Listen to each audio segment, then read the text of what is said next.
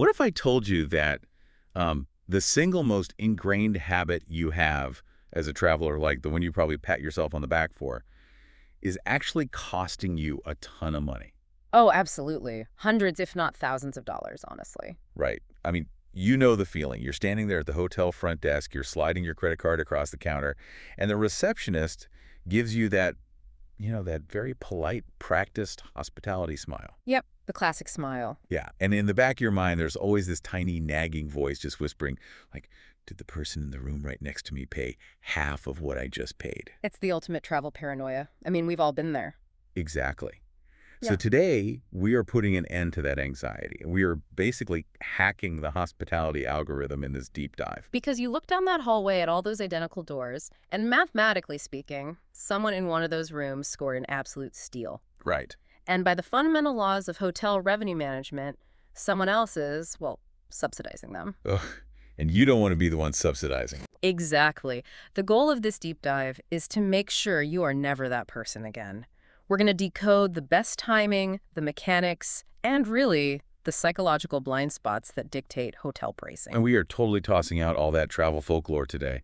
Like, no more relying on, a friend of a friend who swears you have to book on a Tuesday at midnight during a full moon. Right, none of that. We're leaning entirely on hard data today. Yeah, so we've pulled a bunch of extensive analytics and insights from heavy hitters in the travel space. I'm talking massive data sets from Kayak and Skyscanner. Which is huge. It is. And we're also incorporating some journalistic deep dives from AFAR magazine, plus highly tactical advice from Her Money. So I've got strategies from hospitality veterans like Colleen Carswell and legendary travel experts like Samantha Brown. And when you aggregate all of these disparate data points, a really predictable blueprint just sort of emerges. Yeah. Yeah, I mean, the algorithms dictating whether your room costs $200 or $600, they aren't magic. Right. It's not arbitrary. No, not at all. They're rigidly programmed tripwires based on human behavioral patterns, historical supply curves, and this concept called perishable inventory. And if you understand the tripwire, you can just step right over it. I love that. Step right over it. But to do that, I feel like we have to start by completely rewiring our brains, right? Because the travel industry, specifically airlines, they've conditioned us for decades. Oh, since the 80s, easily. Right. They've conditioned us to believe that the early bird always gets the worm. Like, if you want a cheap flight to London, you book it 6 months in advance. Absolutely. You would never just roll up to the Delta counter 3 hours before a transatlantic flight and expect a bargain. Never. You'd pay a fortune. But here's the major paradigm shift for today. Hotels operate on a fundamentally inverted economic model compared to airlines. They do, and this is the foundational concept you have to grasp before we look at a single calendar or pricing chart today. Okay, lay it out for us. Well, think about the operational reality of an airline, right? A commercial jet has a fixed route. It requires a massive fixed amount of jet fuel. Right, the fuel costs the same no matter what. Exactly. And it requires a salaried flight crew, gate fees, maintenance, all of that, regardless of whether that plane is fully booked or carrying a single passenger. Wow. So because the overhead is just so astronomical, airlines need to lock in early cash flow to guarantee the flight is even viable. So they reward the hyperplanner, they give them the lower tiers of pricing, and they sort of punish the business traveler who needs a last-minute ticket with those crazy exorbitant fares. Right, because they know that last-minute business traveler is desperate, and frankly, they probably have an expense account. Right, the company is paying for it anyway, so contrast that with a hotel. Okay, so a hotel building is already sitting there, the property taxes are paid, the front desk staff is already on the clock for their shift. The lights are on. The lights are on, the marginal cost of actually putting a guest in an empty room, washing the sheets, that tiny bottle of shampoo, a bit of electricity, is incredibly low. Like almost negligible compared to jet fuel. Exactly. But, and this is the crucial distinction, a hotel room is what economists call perfectly perishable inventory. Perishable, like milk. Yeah, like milk, but with a 24-hour expiration date. Oh, wow. Think about it. If an airline seat goes empty, yes, they lost that revenue, but they can fly that plane again tomorrow and sell a different seat. For a hotel, once the clock strikes midnight and a room is empty, the revenue potential for that specific room on that specific night is just gone forever. It just evaporates. It evaporates into thin air. You can never sell a Tuesday night again once it's Wednesday morning. That makes so much sense. Right. So because of this extreme perishability, hotels have a completely different threshold for panic than airlines do. Okay, so let's apply this to the actual data, because Hopper breaks down this booking window paradox beautifully. And they divide the strategy into two really distinct categories, which are leisure resort destinations versus city hotel stays. This is such a vital distinction to make. Yeah, so let's look at the resorts first. According to Hopper's data, if you are targeting an all-inclusive resort in a place like, say, Miami, or a mega resort in Cancun, the early bird rule actually still applies. Right. The data there flips back. Yeah, they recommend booking a full 3 months out for an all-inclusive, or for just a standard leisure beach town, maybe 1 to 2 months out. And the psychology driving this resort data is fascinating.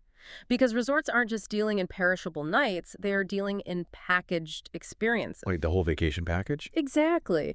People plan their major annual vacations with massive lead times. You have to, coordinate PTO with your boss, organize childcare, and book those early bird flights we just talked about. Right, it's a huge logistical puzzle. And resort revenue managers know this. They know that the peak demand for, say, a July trip to Cancun happens in March and April. So there's basically no incentive for them to drop the price at the last minute. None at all. Because the demographic of people making a spontaneous 48-hour decision to fly to an all-inclusive resort in Mexico is essentially zero. Right. You're touching on a really fundamental economic principle of the hospitality industry here. If a resort drops its price by 50% on a Thursday for a check-in on a Friday... It wouldn't even matter. Exactly. It won't magically generate new demand because the friction of getting to the resort, booking the flights, getting the time off work is just too high for the average person. They would just be cannibalizing their own potential revenue from people who are already going to book. Exactly. So for resorts, the rule is you lock it in early. Okay. But then we pivot to city hotel stays, the urban landscape. Chicago, New York, Paris, Tokyo. This is where the paradigm entirely flips upside down. This is where the procrastinator is crowned king. Seriously. I was staring at this kayak data for 20 minutes before we started because it seems completely counterintuitive to everything I've ever learned. It really does. Kayak reveals that last-minute bookings can save you up to 58% on domestic city hotels. 58%? Yeah, and for international stays, you can save an astonishing 73%. I mean, let's really process that number for a second. 73%. We are not talking about, clipping a coupon for a free breakfast buffet here. Oh, this is massive. A 73% reduction completely transforms the socioeconomic reality of your vacation. It turns a standard, bare-bones travel budget into a luxury 4-star experience for the exact same total cost. I actually did the mental math on this just to make it real for myself. Let's say a premium room in downtown Seattle is normally priced at $450 a night. Okay. Fairly standard for a nice place. Right. You apply a 58% domestic discount to that, and suddenly you're paying $189 a night. That is incredible. It's not just saving money. It fundamentally changes what restaurants you can afford to eat at, what museums you can visit, or even how long you can stay. Exactly. And Skyscanner corroborates this entirely. Their independent data sets show that booking a U.S. hotel during the exact same week you were traveling results in prices that are 21% below the historical average. So the big question we have to answer for the listener is why this mechanism exists. Like, how does a $450 room become a $189 room basically overnight? Right. And it all comes down to the most generous and frankly kind of bizarre anomaly in the entire travel sector. The standard free cancellation policy. Yes. Think about airlines again for a second. Unless you are paying a massive, sometimes triple the price premium for a fully refundable fare, or you have elite diamond medallion status, you are locked into that flight. Yeah, if you cancel, you get a restrictive voucher at best. Usually you just lose the money. Exactly. But hotels have actively trained consumers for decades to expect extreme flexibility. It's so true. The industry standard across almost every major hotel chain is that 24 to 48-hour free cancellation window. Right. You can book a room 6 months in advance, hold that inventory off the market, completely prevent the hotel from selling it to anyone else, and then 48 hours before you arrive, you just click a button and cancel. exactly, you cancel the reservation and you pay absolutely zero penalty. Which is fantastic for us, the consumers, but honestly, it sounds like an absolute nightmare for the hotel's revenue manager. It really is. It creates immense structural volatility for them. Hotels operate on a philosophy they call heads in beds. They forecast their revenue based on early bookings. Okay, so let's create a scenario to illustrate this. Sure. Let's imagine a mid-sized boutique hotel in downtown Austin with, say, 200 rooms. A week out from a random weekend in October, their system shows they're at 95% capacity. The revenue manager is popping champagne. They are projecting a highly profitable weekend. Right. They're thrilled. But then that 48-hour window approaches. The tripwire. The tripwire. A massive wave of travelers hits that cancellation deadline and backs out. Maybe it's a group of business travelers whose Friday meetings got moved to Zoom. Or maybe a family whose kid got sick. Exactly. Suddenly, within a matter of hours, 20% of the hotel's inventory is dumped right back onto the market. Wow. The hotel goes from a state of artificial scarcity, where they were probably charging premium rates for those last few rooms, to a sudden, terrifying state of surplus. And because we established that a hotel room is perfectly perishable inventory, the algorithm doesn't have time to wait for a buyer at full price. It has no time. It knows that in 48 hours, those empty rooms will permanently yield $0. So it panics. It initiates an automated dump of inventory to wholesale channels, and it slashes the consumer-facing rates dramatically.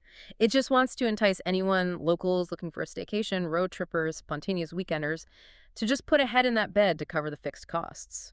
And that algorithmic reaction creates these massive danger zones for the average planner. Yeah. This is where the Skyscanner data gets truly punitive. Punitive is the right word. If you book a domestic hotel 3 to 4 weeks out, you aren't just missing the discount, you are actively penalized.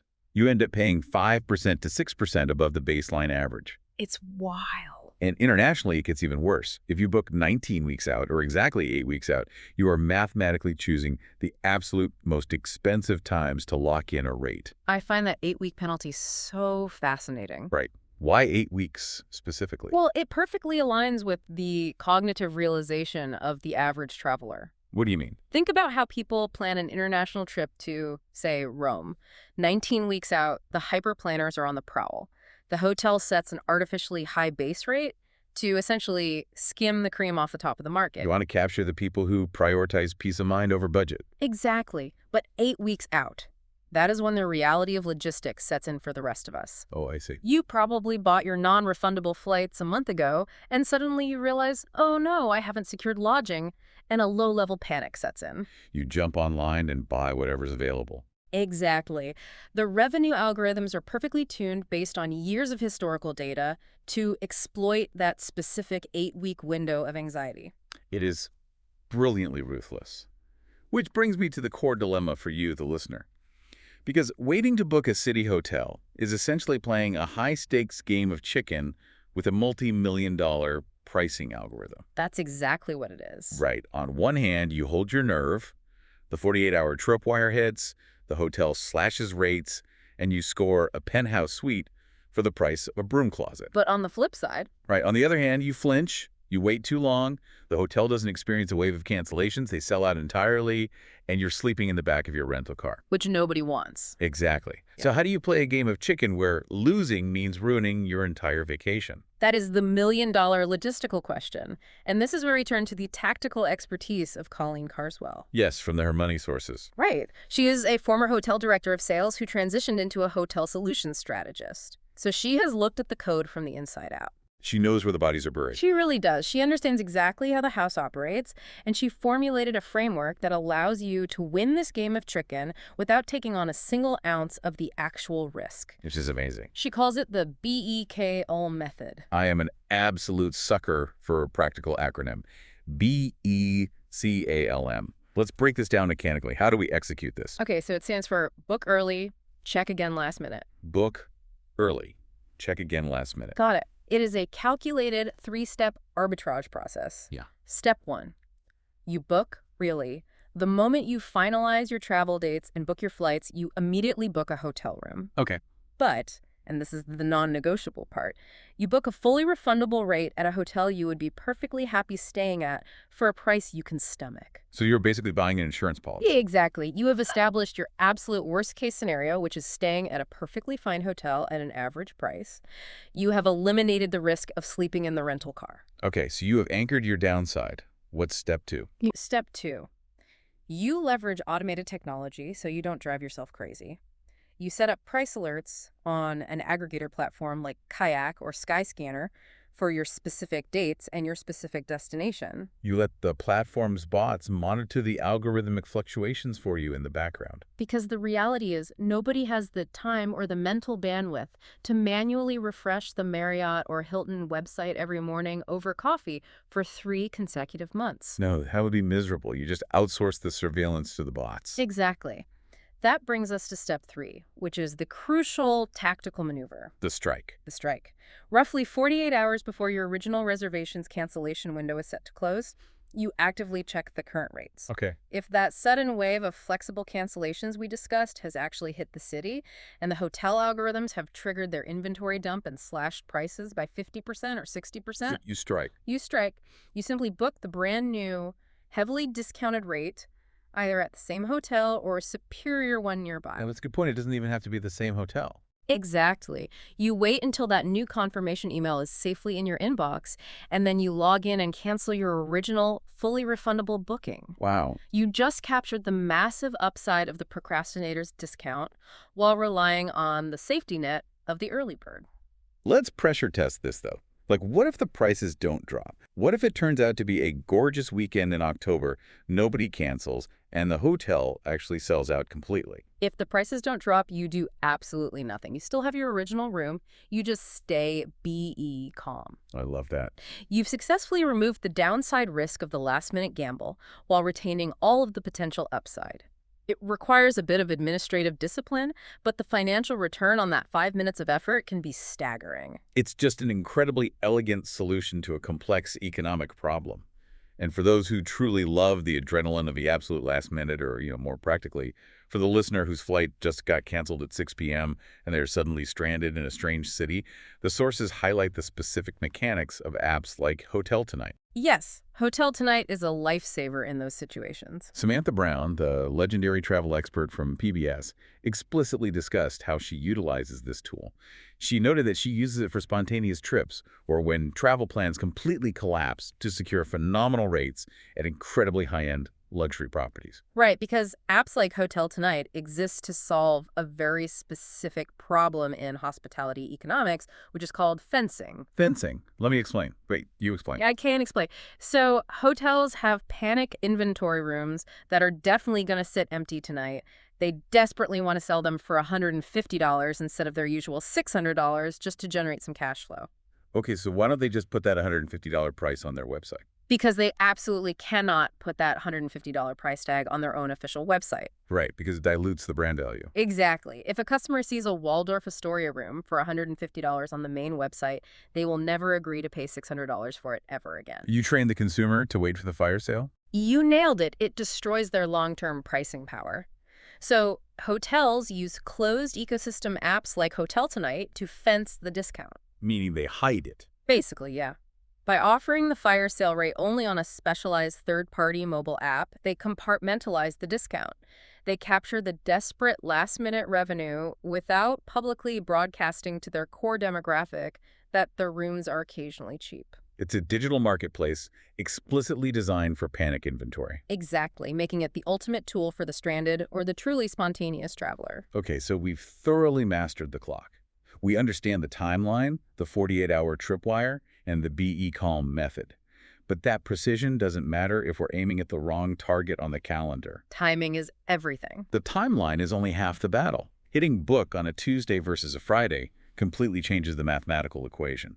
We have to shift from navigating the booking window to what we might call the check-in chess match. The calendar is where we move from saving tens of dollars to saving hundreds of dollars. So let's start with the actual day of the week you sit down at your laptop to book the room. Because for years, the dominant travel folklore has dictated that there are magical booking days. Oh, the old clear your cookies myth. Right. Always clear your cookies and book on a Tuesday at midnight. What does the actual aggregated data say about this? The data tells us that the day of the week you hit the book button is largely irrelevant. Completely irrelevant. Pretty much. It is a myth perpetuated by outdated airline advice from the early 2000s. Kayak's analytics explicitly state there is no specific day of the week that provides a statistically significant amount of savings for the act of booking. Wow. Okay. And Skyscanner found extremely marginal, almost negligible differences, like statistically, booking on a Friday for a U.S. hotel saves you an average of 2%.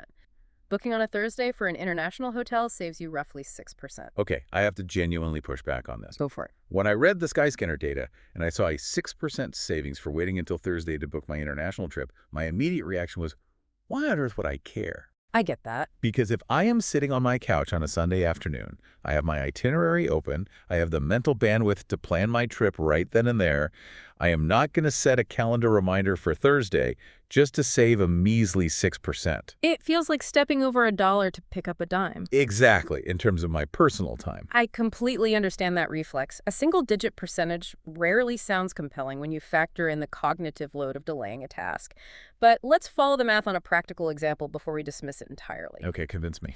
Let's visualize a relatively standard $250 a night, 4-star room in Paris.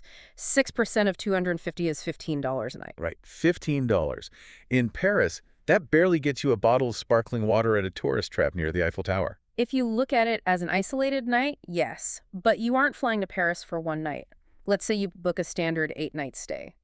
That 6% savings compounds into $120. Okay, $120. Now, how does $120 translate into actual experiential value in Paris? Okay, fair point. When you aggregate it, $120 is significant. That actually pays for a couple of fantastic glasses of Bordeaux at a corner bistro. Or a dozen fresh pain au chocolat from a neighborhood boulangerie. Yeah, that covers your entry tickets to the Musée d'Orsay and the Louvre for 2 people easily. Yeah.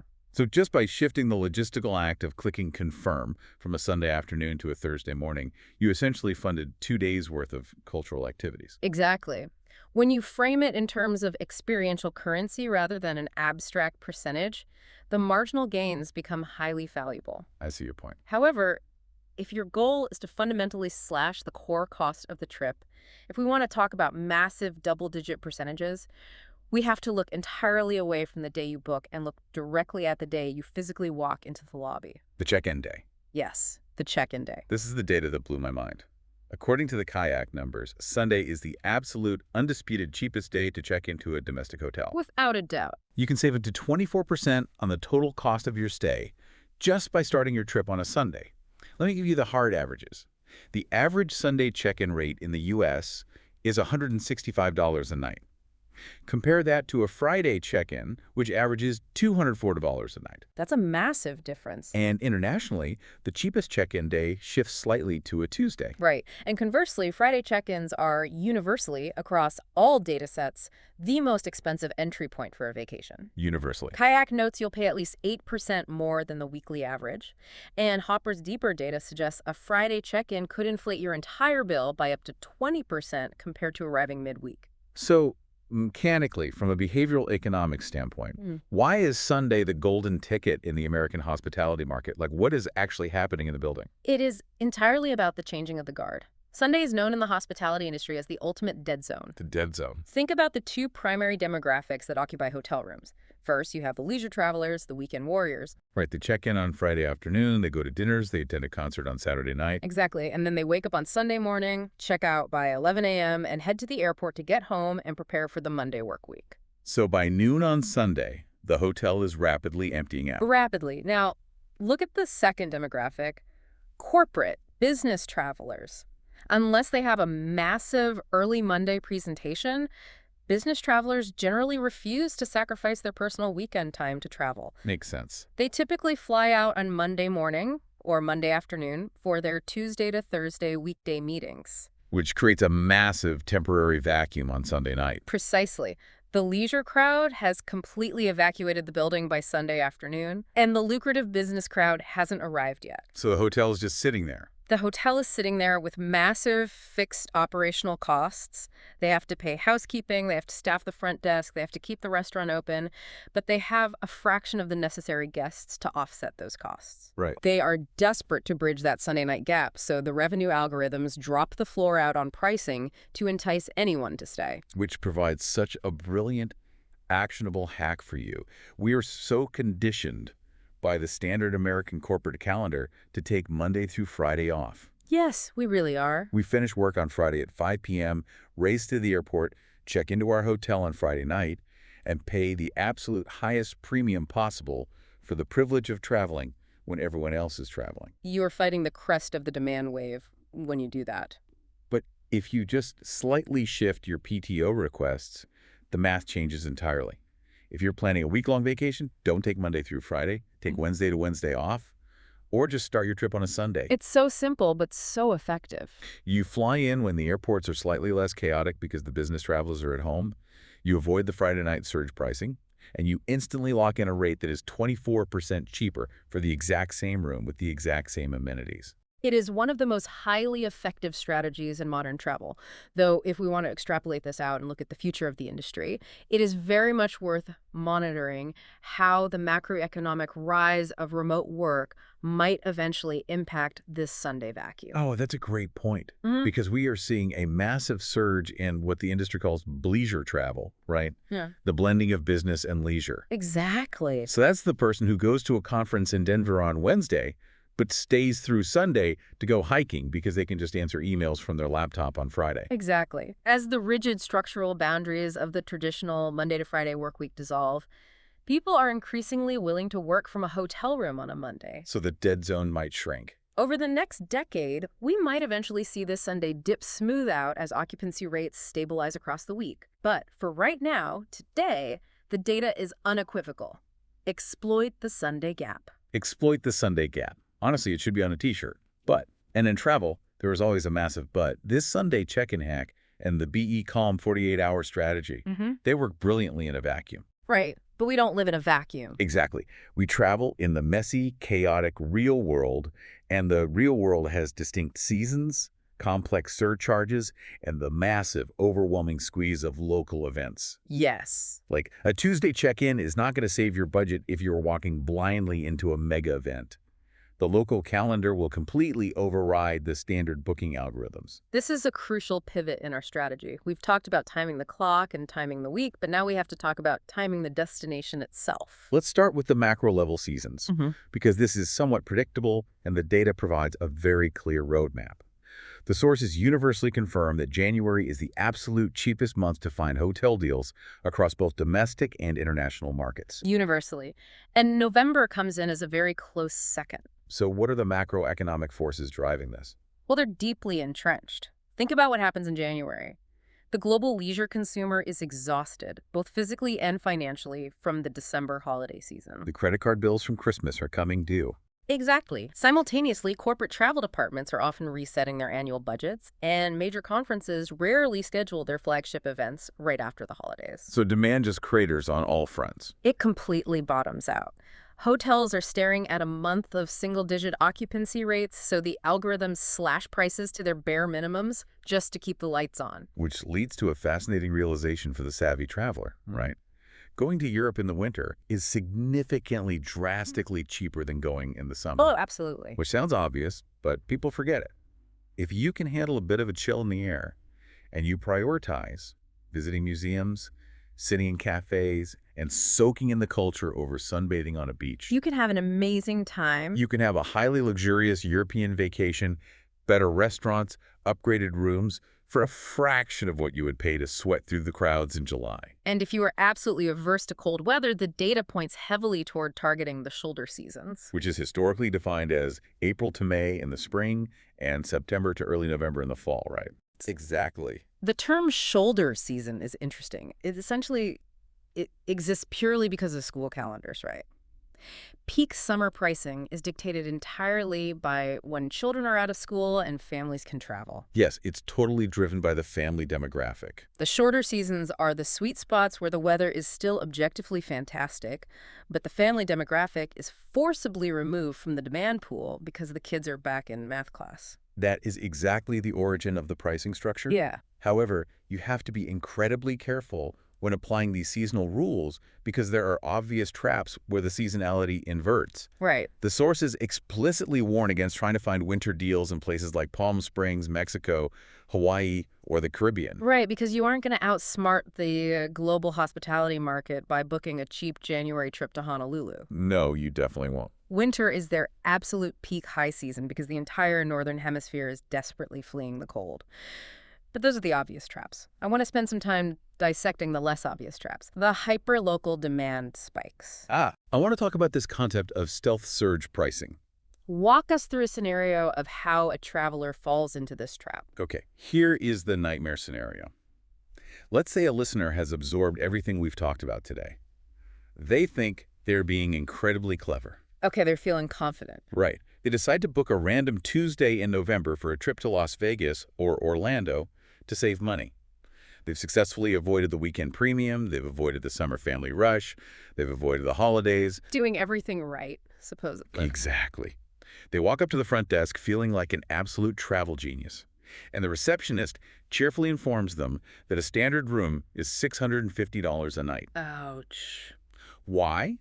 Because they accidentally booked their trip during the World of Concrete Manufacturing trade show or a massive global medical convention. It is a devastating realization, and it happens constantly. A city like Las Vegas, Orlando, or Chicago possesses the infrastructure to host mega conventions that routinely bring in upwards of 150,000 attendees for a single week. That's a massive amount of people.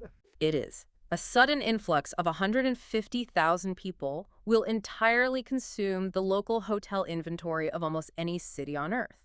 So how does this massive localized demand spike impact the specific algorithms we just spent 20 minutes discussing? Does the BKKL method still work in this scenario? It completely inverts the rules. It neutralizes the last-minute strategy entirely. We have to introduce a term used in hotel revenue management called compression nights. Suppression nights. Yes, a compression night occurs when a city's overall hotel occupancy rate hits roughly 85% to 90%. Yeah. When the system detects that level of compression, a specialized protocol takes over. What does the protocol do? It systematically shuts off every single avenue for a discount. Oh, wow. Yeah, the algorithm stops distributing inventory to third-party discount sites. It turns off the AAA discounts, the senior discounts, the loyalty member discounts. Just blocks them all. Completely. It only sells the rack rate, which is the absolute maximum price legally allowed to be charged for that room. Remember, the last-minute price drop we discussed in Section 1 only happens when supply exceeds demand, when the hotel is terrified of empty rooms. Right. But during a compression event caused by a massive marathon, a political rally, or a colossal trade show, supply is virtually zero. So those 48-hour cancellations don't trigger a panic. Not at all. If someone cancels 48 hours before the World of Concrete convention, the algorithm doesn't slash the rate. It knows there's a line of desperate, corporate-backed convention-goers out the door who failed the plan and are willing to pay literally anything for a bed near the convention center. Wow, so what does the algorithm do? Instead of dropping the price, the algorithm actually raises the price for the stragglers. It is a straggler tax. It's pure supply and demand ruthlessness. If you need a room the night before the Super Bowl in the host city or during Mardi Gras in New Orleans, you aren't getting a last-minute deal, you are getting financially gouged. Exactly. So the actionable strategy here, highly emphasized by Colleen Carswell in Her Money Sources, is that you absolutely must do your geopolitical and local calendar homework. You can't just wing it. No, you cannot just rely on the macro rules of November is cheap or Tuesdays are cheap. Before you lock in any non-refundable flights or finalize your dates, you have to open a search engine and specifically query Orlando Convention Calendar November or Chicago Major Events October. You have to manually ensure you aren't walking blindly into a logistical and financial nightmare. Flexibility is the ultimate unrivaled currency for travel savings. If you are rigid with your dates and your destination, if you absolutely must be in this specific city on this specific weekend, you are entirely at the mercy of the market algorithms. Right. But if you can shift your trip by just 1 week to avoid that concrete manufacturing expo, you will save hundreds, if not thousands of dollars on the exact same itinerary. It is such a vital warning. Okay, let's synthesize where we are. You, the listener, now possess the macro strategies. You understand the economic differences between airlines and hotels. You know how to execute the BE-ACOM method to capture 48-hour price drops, to target the Sunday check-in vacuum. And you know how to dodge stealth surge pricing by checking convention calendars. We've covered a lot of ground. We have, but it is time to get microscopic. Let's focus on the micro-level hacks. What happens at the actual point of sale, at the moment of transaction, to squeeze out the absolute best value?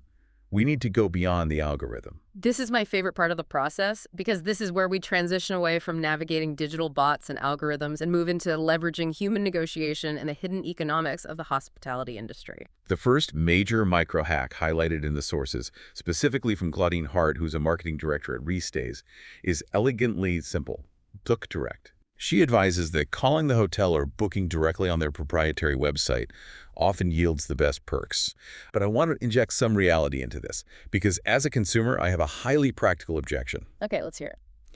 If I am browsing on a third-party site, an OTA, an online travel agency like Expedia or Booking.com, and I see a deeply discounted flashing red rate that says only 2 rooms left at this price, my instinct is to click buy immediately before I lose it. Sure, that's what they want you to do. Right. Why on earth would I pause, exit the screen, look up a phone number, and take the extra time to call the hotel directly? That is the logical, consumer-trained reflex. The OTAs have spent billions of dollars on user interface design to create that exact sense of urgency. Those flashing red letters work. They do, but acting on that reflex ignores the hidden, frankly contentious economics of the hotel industry. Hotels exist in a deeply conflicted, almost parasitic relationship with third-party booking sites. Parasitic how? They absolutely need the OTAs for global visibility and marketing reach. A boutique hotel in Charleston can't advertise to a consumer in London without Expedia. Okay, that makes sense. But the hotels absolutely hate paying for that visibility. Every single time you book a room through a third-party site, the hotel is legally obligated to pay a commission to that site. Right. And those commissions are not small administrative fees. They are exorbitant. They typically range between 15% and 25% of the total room rate. Wait, 25%. So if I pay $200 a night for a room on a travel site, the hotel doesn't get $200. Yo. They are handing up to $50 straight over to the website just for processing the transaction. That is the operational reality. It destroys their profit margins. Yep. So let's play out your scenario where you see a cheap rate. You see a room online for $150. You employ Claudine Hart's strategy. Okay. You pick up the phone, call the hotel front desk directly, and say, "Hi, I'm looking at a rate of $150 on this specific website for these dates. Can you match it if I book directly with you right now?" And the hotel says yes. Almost invariably, yes. Because look at the P&L, the profit and loss statement, from the hotel's perspective.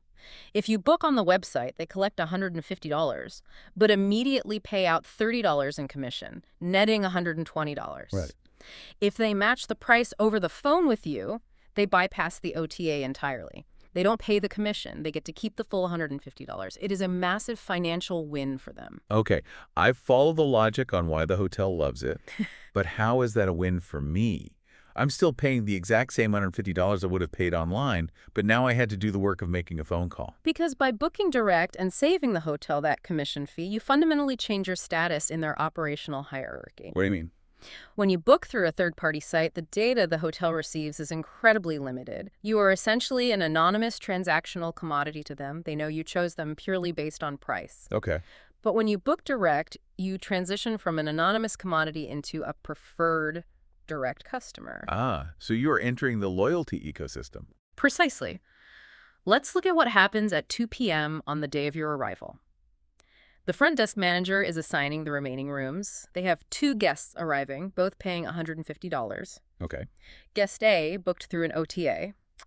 Guest B you booked directly, saving the hotel $30 in fees. They have 1 room facing a brick alleyway next to the noisy ice machine, and 1 room on a high floor with a beautiful city view. Who gets the upgrade? The person who booked direct, because I essentially tipped them $30 without actually spending my own money. That is exactly how they view it. You are engaging in a mutual, unspoken exchange of value. By bypassing the algorithm, you get prioritized for free room upgrades. You are much more likely to be granted early check-ins if your flight arrives at 10 a.m., and you will have far more leniency for late checkouts. That is huge. The front desk is empowered to reward direct behavior. That is a phenomenal, highly actionable hack. Right. Just pick up the phone. It takes 2 minutes. You secure the discount, and it could genuinely result in a multi-room suite upgrade. Okay, let's move to another micro hack. And this one is specifically tailored for our international travelers, particularly those heading across the Atlantic.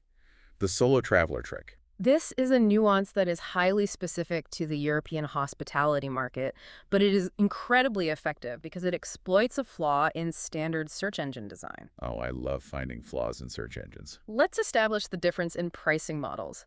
In the US, hotel rooms are almost universally priced per room. If you rent a room with a king bed, the hotel generally doesn't care if one person sleeps in it or two people sleep in it. The price is static. Right. A room is a room. But in Europe, rooms are frequently priced by occupancy. The price scales based on the number of physical human beings in the room. Why? What is the structural difference there? It comes down to inclusions and taxation. European hotel rates often legally have to include the VAT, the value-added tax, and local city tourist taxes, which are calculated per person per night. Okay, that makes sense. Furthermore, European rates very commonly include breakfast buffets as a standard feature, whereas American hotels usually charge extra. A hotel needs to know if they are feeding one-person croissants or two-people croissants because it impacts their margins. That makes total logical sense. But where is the trick? The trick lies in how we search for hotels. Almost every major booking search engine, whether it's Google Hotels, Expedia, or Kayak, is pre-programmed to default the search parameters to 2 adults, 1 room. It's the standard baseline assumption. It is. If you are traveling alone to London or Paris, and you just type in your dates and hit search without manually changing that specific filter to one traveler, you are automatically being shown artificially inflated prices. Because the search engine is assuming it needs to charge you for 2 breakfasts and 2 sets of city taxes. Exactly. You are paying for a ghost companion. A ghost companion, I love that. Simply noticing that drop-down menu and actively toggling it from 2 to 1 can instantly unlock hidden solo discounts that slash 10% to 15% off the nightly rate. It's literally just making sure the user interface knows the truth about who you are. It's so simple, but so easily overlooked when you are rushing to book. Very easily overlooked. And finally, to round out our micro hacks, let's explore the concept of value versus price. Amaury Piedra, a managing director at Caribe Royale, makes a really astute professional point in the sources. It really does. He notes that sometimes, counterintuitively, a higher base rate is actually a vastly superior financial deal. This is where travelers frequently trip themselves up. It requires a mental shift from looking at the nightly room rate to calculating the total landed cost of the entire trip. The total landed costs. Human psychology dictates that we get tunnel vision on the biggest number, the nightly price. We sort our search results by price, low to high, and we click the first acceptable option. But let's build a practical comparison. Let's say Hotel A lists a base rate of $150 a night, and Hotel B, located right down the street, lists a base rate of $180 a night. Most consumers instinctively click Hotel A, congratulate themselves on saving $30, and move on. But that is a surface-level analysis. You have to unbundle the hidden fees. Let's say you dig into the fine print. Hotel A charges a mandatory $35 daily resort fee for Wi-Fi and pool access. Ugh, I hate resort fees. We all do.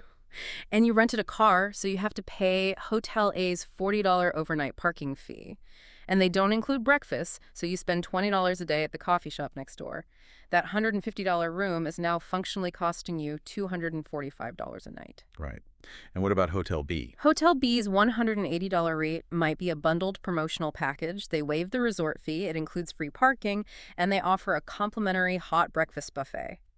Suddenly, Hotel B's $180 rate is drastically, tangibly cheaper in reality than Hotel A's $150 rate, even though the base sticker price was higher. You absolutely have to build a mental spreadsheet on the incidentals. Because nothing destroys the psychological high of securing a cheap hotel room faster than pulling up to the valet stand and realizing you are going to get hit with a $50 parking charge every single night of your stay. It's the worst feeling. You have to evaluate the total value proposition, not just the isolated, highly manipulated metric of the room rate. It requires being an active participant in your own booking process, rather than just a passive consumer clicking the lowest number. Okay, this has been an absolute comprehensive masterclass in travel economics.